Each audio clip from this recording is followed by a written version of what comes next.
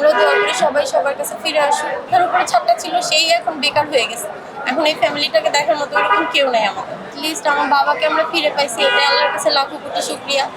আসসালামু আলাইকুম। ওয়ালাইকুম আসসালাম। এয়ারপোর্টে আপনি কি আসতেছেন? আমার বাবা কোন দেশ থেকে? সৌদি আরব থেকে।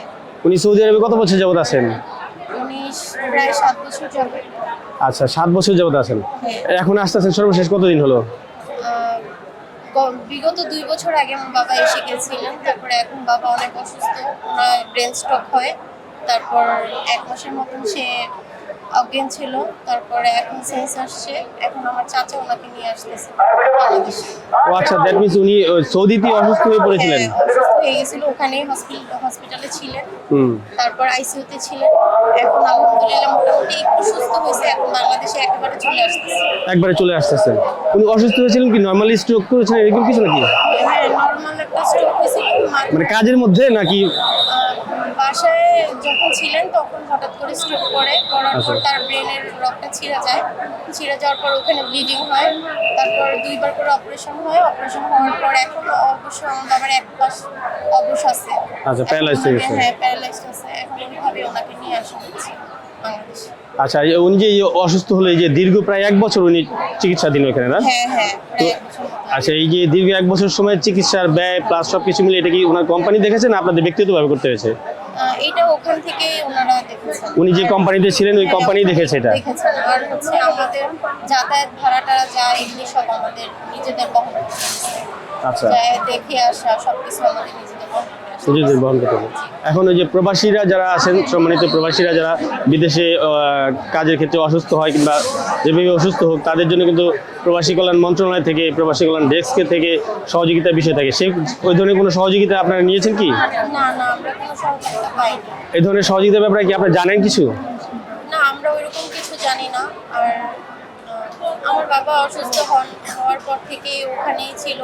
ভাগ্য ভালো যে আমার চাচারা ওখানে ছিলেন, যার কারণে আজকে বাবার খোঁজ পাইছি বা বাবাকে এখন আল্লাহ তাআলা সুস্থ করে আমাদের কাছে ফিরাই দিচ্ছে। হয়তো বা চাচারা না থাকলে এতটুকু খোঁজও আমরা পাইতাম না, কারণ ওখানে এরকম একটা অবস্থা যে প্রবাসী যায় ঠিক আছে, কিন্তু যাওয়ার পর অসুস্থ হয়ে যাওয়ার পর কোনো ফ্যামিলির কাছে কোনো খবরটাও দেওয়া যোগাযোগ করার সুযোগ থাকে না। কোনো সুযোগ থাকে না, কোনো ডক্টরের সাথে কথা বলা যায় না, কোনো নার্সদের সাথে কথা বলা যায় না।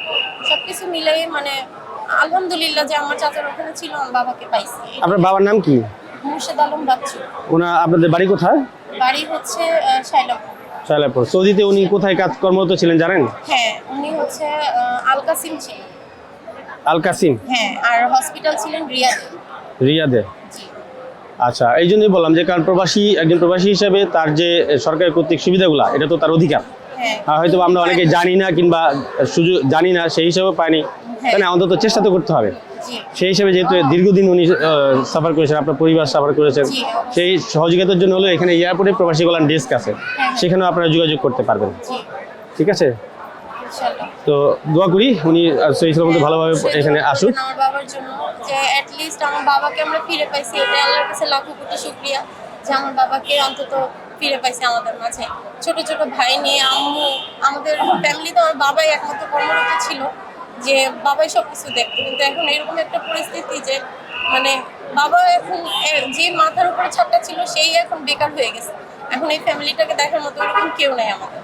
ছোট একটা ভাই আছে, ইন্টার পরে ও পড়াশোনা করতেছে। এই যে ছোট ভাই, ও আমার ছোট ভাই। ও আচ্ছা, আপনারা সবাই আসছেন। একটা ভাই, এটা আমার আম্মু, এই যে এটা আমার ভাই। ও আচ্ছা,